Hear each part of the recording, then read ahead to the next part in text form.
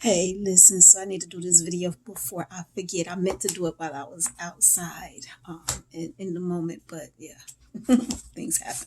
So listen, you know your body. You know your body.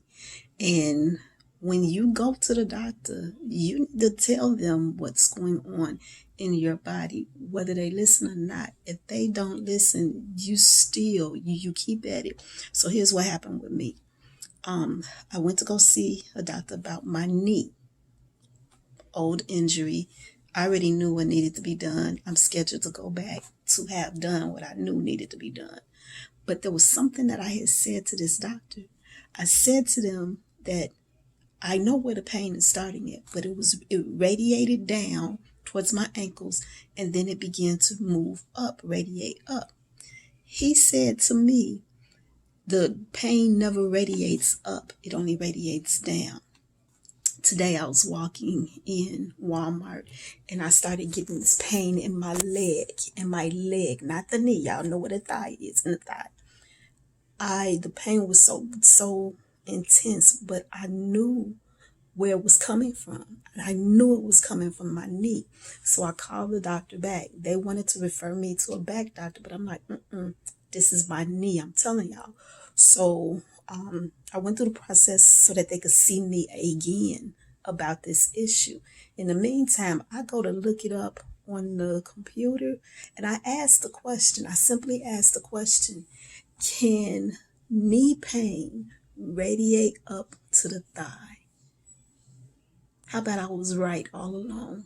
I can't wait to get to the doctor and have my detailed notes of everything, every issue that is caused from the knee, but the problems that are presented. And I'm gonna have my notes. You gotta do your research too. You can't just go to the doctor and take everything that they say and take it as if that is what it is. That's why I love it. And what really got me on that, I love what 2 Chronicles chapter 16 verse 12 says. It was about King Asa. King Asa did some messed up stuff. He did some things that he felt justified in doing it, but he angered God in what he did. So he ended up with a foot issue. Now, when I went to go look it up, the symptoms that he presented in the Bible, when I went to go look it up, it turned out that he had gout. The scripture says, this is verse 12, go look it up, 2 Chronicles chapter 16, verse 12. It says, he sought only the physicians and not God. He sought only the physicians and not God. Are you really ready to sit before me and say to me that a doctor has more wisdom, knowledge, and intelligence than God do? Are you for real ready to sit before me and say that to me? According to Exodus chapter 31, verse 1 through 3, all wisdom, knowledge, and understanding come from God. They go in and they study, and there's some areas where they specialize in, but still all wisdom, knowledge, and understanding come from God. So no matter what you're dealing with, you need to pray for your doctors. You need to pray that God gives them the wisdom, knowledge, and understanding for how to deal with you. But you don't need to just seek them. You don't need to just take what they say as if what they say is correct and what they say is the end all. See, King Asa, had he sought the Lord, he would not have died. Y'all listen. It's way too many experiences in God's word of other people who have went through some things, who received healing. How about, I'm going to give you one. How about Naaman, who had leprosy?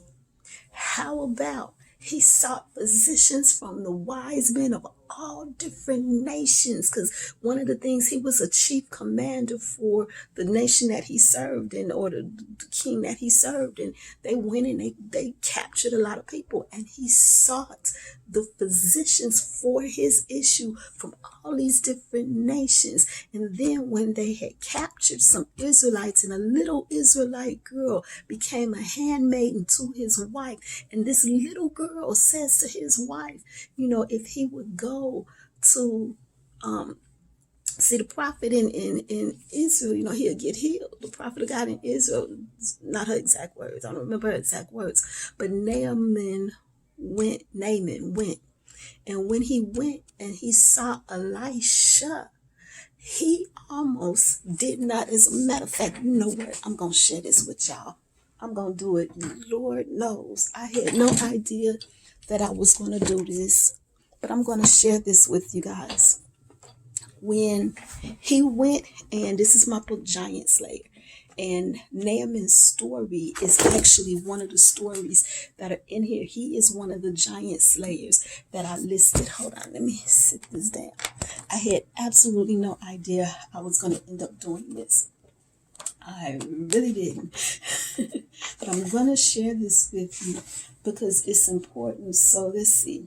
This is chapter 7, Giant Slayer number 2, Naaman, and the two-faced giant, page 211.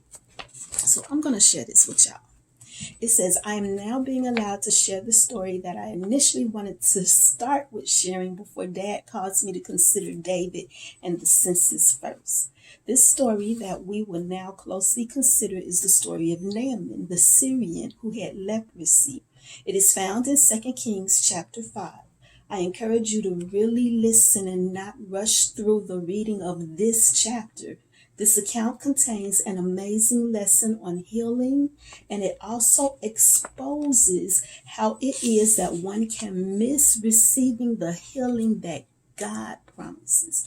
You see, Naaman, the Syrian army officer, almost missed his healing because though he listened, he struggled with hearing. And that struggle almost kept him from being present to receive his healing, his deliverance, and his breakthrough. His experience can be of benefit to us today with all that is going on in our world, where it is pertinent that we listen and be present. Here's a little background information about who Naaman was. He is the army officer who was credited with killing the Israelite king Ahab. So he was highly decorated and very influential. His skillful war made him very valuable to his master, the king of Aram. So the fact that he had such a grievous disease was concerning. Imagine living during that time when leprosy was cancer and COVID of today, in that there was no known cure. Naaman lived approximately 854 years before Jesus came on the scene of the earth. He lived during the days of Elisha. In those days, leprosy was such a difficult disease to have to live with due to the lack of knowledge about it. By the time Jesus was born, anyone who had leprosy was quarantined and isolated away from everyone else. Hold on one second. Got to fix this. We're going to keep going with this. I'm about to share this with you guys and make sure that you all understand this, because we're putting our faith in and we're speaking stuff over ourselves, because it's what somebody, like I had to tell somebody the other day, stop speaking cancer over yourself. They said that it could be. That don't mean that you got it. Like, so anyway, it says,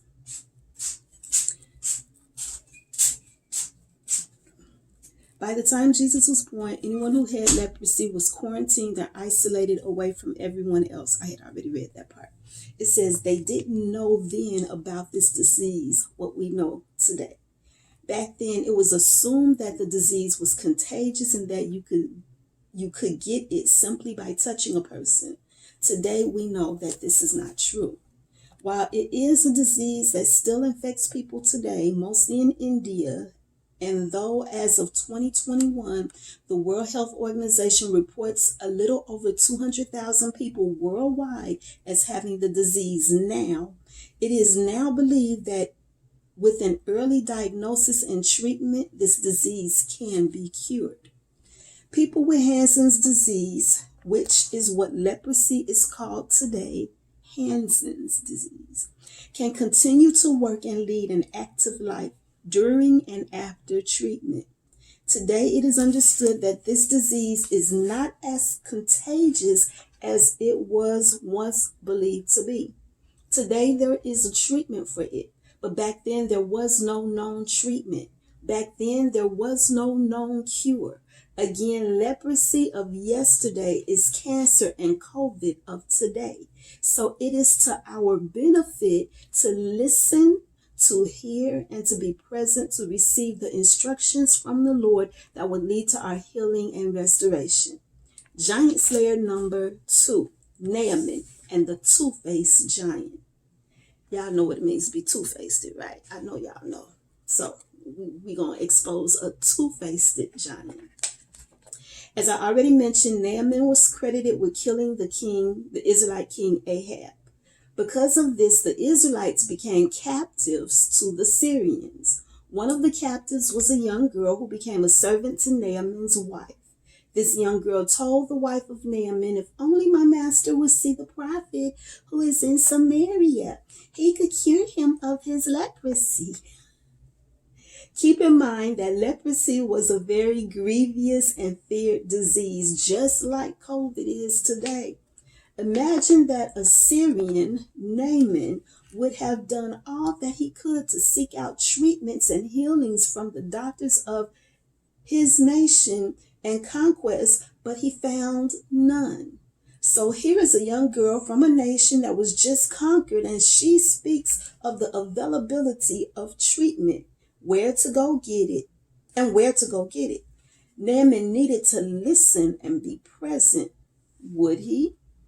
The scripture tells us that he went to his master, the king of Aram, and told him what the young girl from Israel, whom they just conquered, had said. He wants to be cured so badly that he was willing to try whatever options was available. He listened, and now he wanted to be present. The king of Syria, who values him because he gets victory over other nations through him, tells Naaman to go. And he sends a letter to the new king of Israel requesting that Naaman is cured of his leprosy. Now this new king of Israel, who was the son of the former king Ahab, became afraid when he received the letter requesting the healing of Naaman, because he thought that it was a setup to kill him like his father was killed. Elisha heard of what was troubling the new king of Israel, and he told the king to send Naaman to him when he arrives. So Naaman, who listened and heard the young girl say that healing could be found in Israel, now presents himself to the prophet Elisha. But Elisha did not go out to see him. Imagine going to see a doctor today for a troubling issue, and the doctor does not even come out to see you. To give you a current example of what Naaman experienced, consider what it was like for some when they went to get tested for COVID and they had to get a Q-tip stuck up their nose. It was not the doctor that did it. It was nurses and trained nursing assistants who did the tests at designated locations, not inside the hospital. In some places, one simply drove up to the designated testing site, had a Q-tip shoved up their nose, and that was it. They would call you with the results. So Naaman pulls up in his horse and chariot to Elisha's door, and a messenger comes out and tells him to go wash in the Jordan River 7 times. That's it. That's all. Naaman listened to the message of the messenger, but he had a problem with hearing the message of the messenger. We know this because he didn't immediately choose to present himself for bathing in the Jordan River. Remember, when Naaman listened to the message the young girl gave to his wife, he then presented himself to be sent to get his healing. But now that he is at the place of his healing, when he listens to the next message given because he doesn't like what he heard, he refused to be present himself. He refused to present himself for the final step of his deliverance. A giant called pride. We're told that Naaman said, I thought that he would surely come out to me and stand and call on the name of the Lord his God, wave his hand over the spot and cure me of my leprosy. Naaman had a preconceived idea of what his healing would look like. He said, I thought he would surely come and call and wave and cure. So the very fact that Elisha didn't even come out to lay eyes on Naaman was strike one. The very fact that Naaman didn't see Elisha say words or do acts was strike 2 and 3. Now, what is it that we say about 3 strikes? 3 strikes and you're out, right? Naaman is mad because what he expected to happen did not happen. Naaman is upset because he expected a certain type of treatment and he didn't get it. Are we guilty of behaving like Naaman? Do we go to the man or woman of God expecting them to do for us what only God can? Do we go before God with a preconceived idea of what our deliverance should look like? Do we get mad at God when things don't happen the way we think that they should? Do we listen but fail to present ourselves? Do we get offended and walk away instead of presenting ourselves by applying what it was that we were told to do? Do we miss out on what God has for us because we have a problem with what we heard? Is pride an issue for us?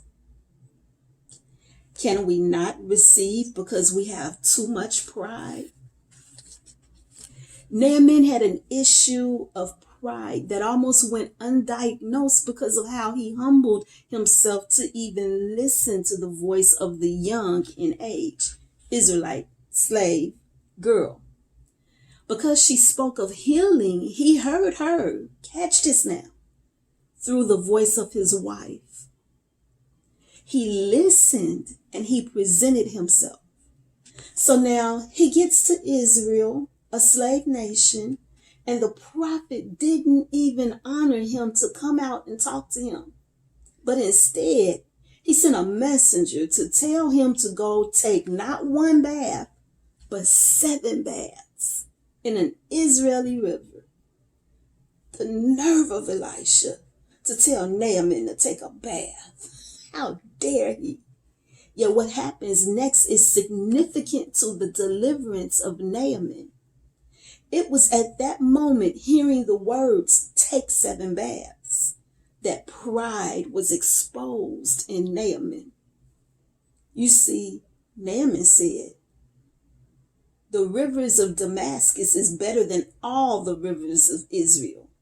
I can go wash in them and be cleansed. So instead of presenting himself, he turns and walks away in a rage.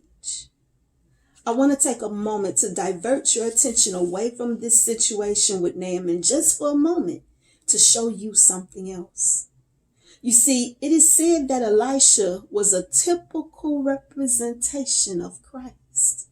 So I want you to see 2 experiences that were recorded for us where Jesus interacted with lepers. Humility, a weapon of warfare. The first experience is found in Mark chapter 1, verses 40 through 45. This is the account where a man with leprosy came up to Jesus, begging him on his knees. He said to Jesus, if you are willing, you can make me clean. And we're told that Jesus reached out and touched the man and said, I am willing, be clean. We're then told that immediately the leprosy left him and he was cured. Jesus now tells the man to not tell anyone what happened and to present himself to the priest. But of course, we learn that the man told everyone what happened. This is probably how the woman with the issue of blood found out about Jesus. From this account, take note of the fact that 1, Jesus reached out and touched the man. 2, Jesus told the man to be clean. 3, leprosy left him immediately. And 4, the man was told to go present himself to the priest. Now let's look at the other account of Jesus interacting with lepers. This second account is found in Luke chapter 17, verses 11 through 19. This time it was 10 lepers who called out to Jesus from a distance for him to have mercy upon them. We are told that Jesus simply said to them, "Go, show yourself to the priest." We are also told that as they went, they were cleansed. Well, did they all get cleansed? Let's consider the experience which I refer to as the Naaman effect. Resist the Naaman effect. In this account, Jesus did not lay hands on anyone or touch anyone. Jesus did not even say any special healing words. He didn't say to any of them, "Be clean." He simply told them, "Go, show yourself to the priest." And as they went, they were cleansed. Now, every time I read that account, I find myself questioning whether the other 9 did go to show themselves to the priest, because no one but the Samaritan man came back to say thank you for the healing. Now, I want you to catch this as it coincides with the account of Naaman. The 10 lepers were simply told to go show themselves to the priest, and as they went, they were cleansed, right? That is what the scripture tells us. But I present to you that out of 10 lepers, it was only the Samaritan who turned and went with a heart to present himself as Jesus told him to. Regarding this Samaritan, we are told that when he saw that he was healed, he came back. He didn't even make it to the priest. How do I know? Because just like with the first leper, his healing was immediate. So what happened then with the other 9? Imagine this. Remember how Jesus told the first leper not to say anything, but he went telling everybody how Jesus healed him? He no doubt told of how Jesus touched him and said that he was willing, and then of how Jesus told him to be clean. So now these 10, having seen the healing of the one leper, now decided to ask to be healed too. But Jesus doesn't do them like he did the first one. Jesus doesn't reach out to touch them. Jesus did not say to them, "Be healed." Jesus simply told them, "Go, show yourself to the priest." Could it be that, like Naaman, they had a preconceived idea of how their healing, their deliverance, their breakthrough was supposed to look? Could pride have surfaced and caused them to say in their heart, "Why didn't he do for me as he did for him?" I don't want to say that favor ain't fair, but what I will say is that what God has for you is for you. And what he has for your neighbor is for your neighbor. Do not covet the blessing of your neighbor. Instead, reach out for and present yourself to receive what God has for you. You do this by being obedient to what it is that the Lord is speaking to you for your particular situation. In Luke chapter 6, verse 46, Jesus says to all of us, "Why do you call me Lord, Lord, and do not do what I say?" Therefore, when we call out to Jesus for help in any matter, and he speaks to us what to do, it is up to us to do what we're told if we want to get the results that we seek. Healing, deliverance, and or a breakthrough in whatever area we are seeking the Lord's help in. Obedience, a weapon of warfare.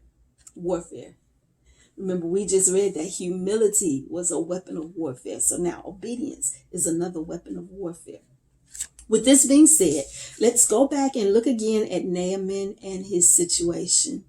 We left off by talking about Naaman and how pride surfaced in him, causing him to turn and not with a heart to present himself to do what he was told to do, receiving his cleansing. We are told that he left in a rage. In case you do not know what that looks like, imagine a person angry today and all the cursing that spews from their mouth when they are deep in their emotions. Naaman went off in a rage. He did not go off quietly. Thankfully, he had someone with him who could talk some sense into him, someone with him who would not be a yes man to him and co-sign with him, agreeing with him in his anger and rage. I'm going to read that again. Thankfully, he had someone with him who would talk some sense into him. Someone with him who would not be a yes man to him and co-sign with him, agreeing with him in his anger and rage. A lot of people want you to agree with them when they feeling some type of negativity and anger and rage. You ain't supposed to do that. You're supposed to speak God's word to them, whether they want to hear it or not. Let me keep reading. It says, his servant reasoned with him that if he were asked to do something difficult, he would do it. So why is it so hard for him to be obedient in washing 7 times in the Jordan? Now, Naaman is funny. I laugh when I think of him because I picture us today and how we have do things when we're made to do something that we don't want to do. All day long, there's a difference between washing and dipping. We all know this. Those of us who have children know that when they were little, we had to explain this difference to them when it came to taking a bath. Don't dip in the water, get in and wash. Yet Naaman dipped 7 times in the Jordan. Now, I don't want you to miss this. At the end of the day, it wasn't about the Jordan River for Naaman. And it wasn't about going to see the priest for the 10 lepers. What it was about was having a heart ready to obey. Again, Jesus said in Luke chapter 6, verse 46, why do you call me Lord, Lord, and do not do what I tell you to do? Naaman didn't wash. He dipped. Yet because he got in the water 7 times, like he was told to, the result was that his skin was restored clean, like that of a young boy. And as for his heart, he said, now I know that there is no God in all the world except in Israel. And that was the goal of the breakthrough. God is after our hearts. He wants us to give the desire. He wants to give us the desires of our hearts. But pride gets in the way and causes us to be rebellious. Listen to this. I want to share what the 107th Psalm says in verses 17 through 20. The New International Version reads, some became fools through their rebellious ways and suffered affliction because of their iniquities. They loathed all food and drew near to the gates of death. Then they cried to the Lord in their trouble, and he saved them from their distress. He sent out his word and healed them. He rescued them from the grave. Verse 20 says, he sent out his word and healed them. We need to listen to hear the word of God that God gives to us. And then we need to present ourselves in a spirit of obedience to receive our healing, our deliverance, and our breakthrough. Don't let pride keep you from getting your healing, deliverance, and breakthrough. Through the account of Naaman, you should now be able to recognize pride. It showed up in him as agitation, anger, and rage. It caused him to initially do something other than what he was told to do. It almost kept him from getting the restoration he so badly desired. Pride is a thief. Don't let it steal from you. Though Naaman walked off with the intent to not obey, he had a change of heart and he did what he was told to do. With that in mind, I ask each of you to think back to what you have begged God in prayer to help you with. Think back to what God has told you to do regarding your situation. Were you obedient? Did you do what the Lord told you to do? If you did not, take a moment of silence right now to repent of pride and rebellion. Repent of being disobedient to the Lord and make sure that when you are done speaking to the Lord, you end your prayers with a heart that is ready to obey what God has told you to do for your situation. Listen to hear and be present by being obedient to do what God is speaking to you to do. In the name of Jesus, I look forward to hearing your testimonies of how God healed, delivered, rescued, restored, and saved you, because his word that goes forth from his mouth will not return to him void. It will fulfill all for which it was sent forth. God is able and he is willing. He is just waiting on you to be obedient in presenting yourself. Keep in mind that everything you need to do is found in God's word. So step by step, I am charged with opening God's word up for you and sharing it in such a way that you will understand that it is that you will understand what it is that you are reading. And from that point, you can begin to speak to God in prayer following what you understand from God's word. This might seem to be a lot to read, but if you follow through and you understand and you trust not me, but God, then you will beat your giant. We said before, if you remember, that this is a key. You have to trust God. This is why I'm sharing all these Bible stories and scriptures. God cannot fail his word. Therefore, it is important that you know and understand these Bible verses so that you can speak of them when you are praying to your Heavenly Father. Okay, let's take another break here before we look at the next key. How are you doing so far? Don't forget to write down any questions that you might have as we're going over this information. If you have any questions arising in your heart, write them down so you can ask them. Remember, God tells us to ask of him. In James chapter 1, verse 5, we're told if you lack of wisdom, you should ask God, who gives generously to all without finding fault, and it will be given to you. In Psalm chapter 50, verse 15, he tells us to call to him in the day of trouble. And he says that he will deliver us. God is the source of all wisdom, knowledge, and understanding. Jesus is the way, the truth, and the life. So we are looking to the word for the answer to all of our questions. Finally, never forget that no question is too large or small to ask of our Heavenly Father. He tells us in Jeremiah chapter 33, verse 3, call to me and I will answer you and tell you great and unsearchable things you do not know. So take a moment now to write down any questions or list any concerns that you may have. Then believe with expectation that God will answer you. And it says, read Hebrews chapter 11, verse 6. That goes into the next chapter, and I'm not doing the next chapter for you guys. I didn't even know I was going to do that. I haven't done a video in a long time, a YouTube video in a long time. So I guess this is going to be that one. So let me date this. Let me actually share with you. Today is Thursday, June the 29th, 2023.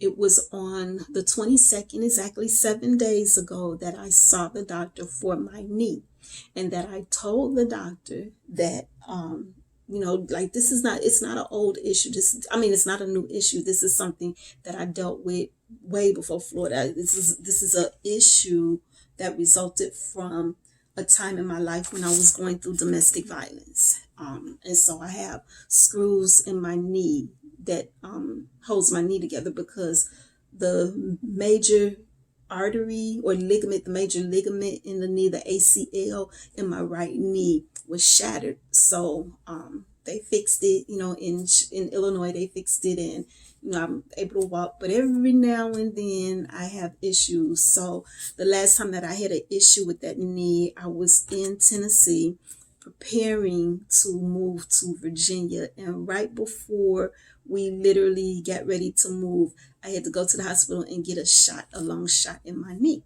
So I knew already, and that was like 10 years ago. So I knew already, what was going to need to be done, and I had been saying, they're simply just going to have to shoot me in the knee again. I already knew this. But there was something else that was happening in my leg, and I felt it, and like I was trying to describe it, and I told him that the pain in my knee, it radiates down to my ankle. So I feel like my ankle is weakening. But at the same token, I said, I noticed something different. It's not just radiating down. Now it's beginning to radiate up. He says to me, pain don't radiate up. It only radiates down. I found out today by looking it up myself, because look. I called the doctor. I'm in the store, walking through the store. My leg is hurting. I'm limping through the store, doing whatever we have to do. And I'm talking to the doctor, and I'm telling them I need to see somebody. They were going to try to refer me to a back doctor. And I said, no, this is not my back. My back, I have no problem with. My hips, I have no problem with. This is my thigh that I have problems with. And I'm telling you, it's coming from my knee. I need to see y'all first. What do we need to do? So I had to go through the process of getting a whole new referral just so they could see me again for my leg, the entire leg, and not just the knee. So anyway, I'm in the car. I get back to the car. I'm in the car, and I'm sitting down. And I decide, because see, I'm always talking to the Lord. And so let me correct that. I did not decide. The Holy Spirit dropped it into my thought processes to go look it up. Go look it up. And so I did. I asked a question to Google. I said, Google, because I didn't feel like typing it. So I said, Google, can pain from the knee radiate up into the thigh? Does travel up into the thigh? When I tell you, I got so much information. And for each, the answer was yes. Yes, it can. So when they give me my doctor's appointment, and when I walk in there to go see the doctor, it won't be me sitting there waiting for him to tell me, well, we need to do this and this and this and this and that to figure it out. I'm going to go in there and tell him, number one, I said that this issue is a result of my knee. I have looked up some information. Here you go. All issues where it is from the knee and that pain is traveling up. Like I said, let's work on these, and let's look at all of these different issues, and let's X them out. Let's cross them out. Let's get them crossed out. Let's make sure that none of these issues is what I'm dealing with. And so I already know going in. I know that because wisdom, knowledge, and understanding comes from the Lord. They do research, and a lot of times the research that they do when they're seeing patients over and over and over and over again, and patients are presenting symptoms, you could get thrown into that group and grouped along with everybody else. But what you need to understand is you're different. I'm different. You can't group me in. I had a doctor say to me, let me tell you something. I'm going to share this with you. I am allergic to lisinopril. When the doctor prescribed me, before we knew that I had an allergy, because I don't have allergies, so this is my first. So when the doctor, this is some years ago, I was living in Virginia, nice doctor, like he's cool, like we trusted him. I trusted him. He could have told me anything, and I would have believed. That's how I trusted him, right? That was before I understood God's word that says, put your trust in no man, only trust in God. See, I had to grow to learn that. But anyway, very nice doctor. When I was having issues with blood pressure, and he prescribed for me lisinopril. So I get it and I take it, and next thing I know, I'm like really sick. I'm really sick to the point I had to go to the emergency room. They gave me 2 strong medicines to take. One was Cyprox or something like that. I remember that. I will never forget that, because back then there was this thing going around where people were lacing envelopes, and like if you lick the envelope, this drug or whatever was on there. And so that was the medicine that they were giving to treat that. So when I got treated with these 2 medicines, and that was one of them, that kind of like, it burned in my brain. I don't remember what the second one was, but I had to take those medicines, and it was so strong, so strong. So when I went to the doctor, I'm like, I get to thinking, what new did I introduce? What did I do different, to have this happen to me? And that was the only thing I could think of. So I was like, I'm not taking that medicine no more. So when I went to go see the follow-up doctor after your emergency room visit, I told that follow-up doctor, who was not my doctor, I'm not taking the medicine no more. I'm just letting you know, I'm not taking it no more. I don't care. I'm not taking it.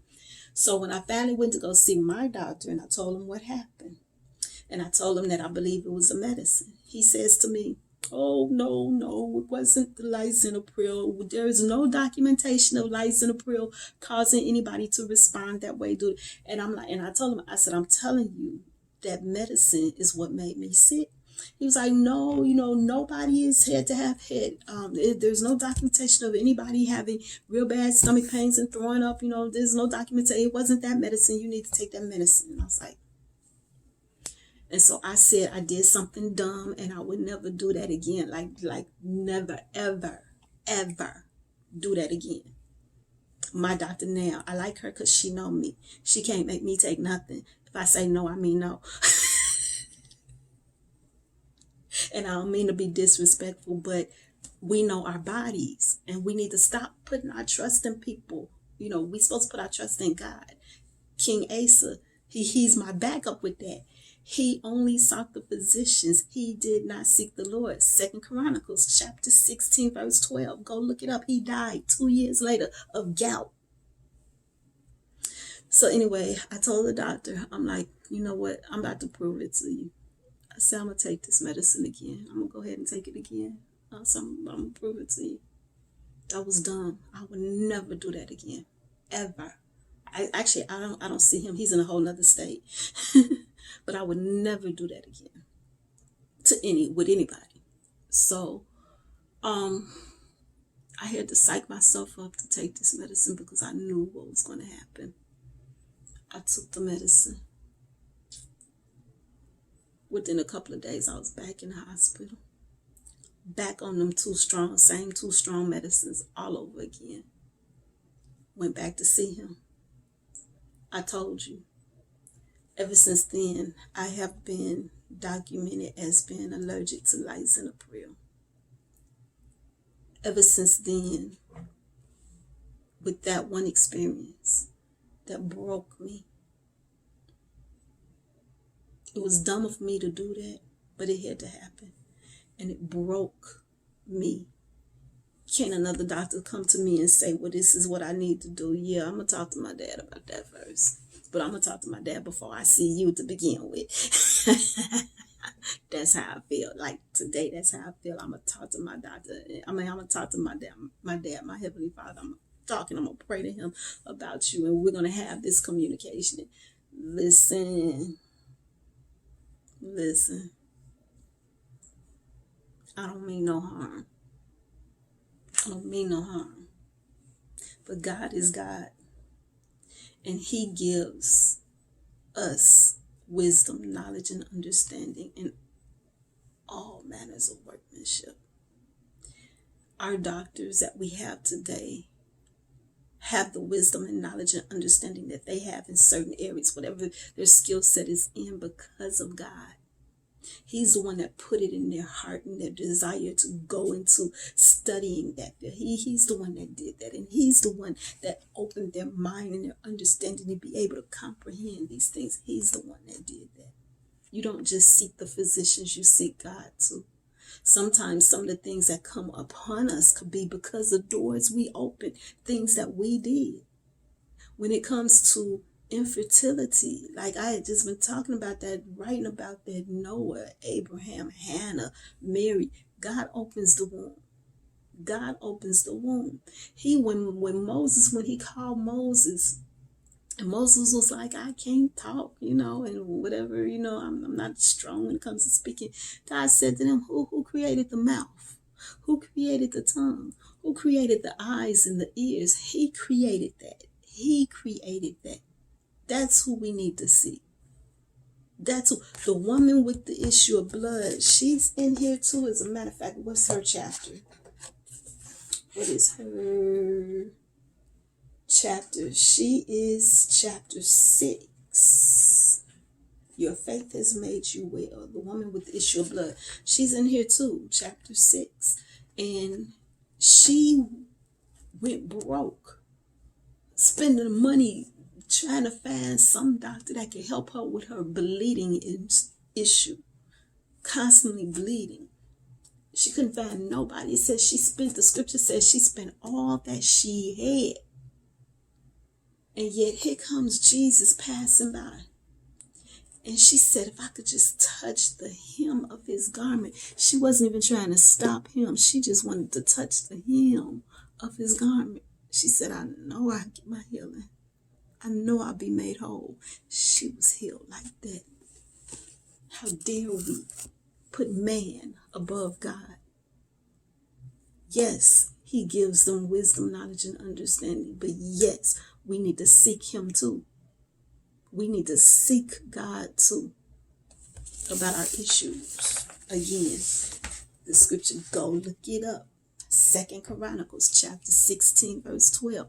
I can't say it enough about King Asa. It said he only sought the physicians. He didn't seek God. He died 2 years later. Baby, I ain't got time for that. So this book here, I Am a Giant Slayer. It says recognizing and overcoming the giants in your life. The giant that was in Naaman's life that almost caused him to miss out on his healing was pride. The giant that was in those lepers, the nine of the lepers' lives, because it was 10 lepers total, but only 1 got their healing. So the 9 who did not get their healing, because if they did, they would have went back and praised God and thanked Jesus too, like the Samaritan one did. The reason that they did not get their healing was because of pride. Pride is a thief. Don't let it keep you from getting your breakthrough, your healing, your deliverance. This book here, I Am a Giant Slayer, it is available on Amazon.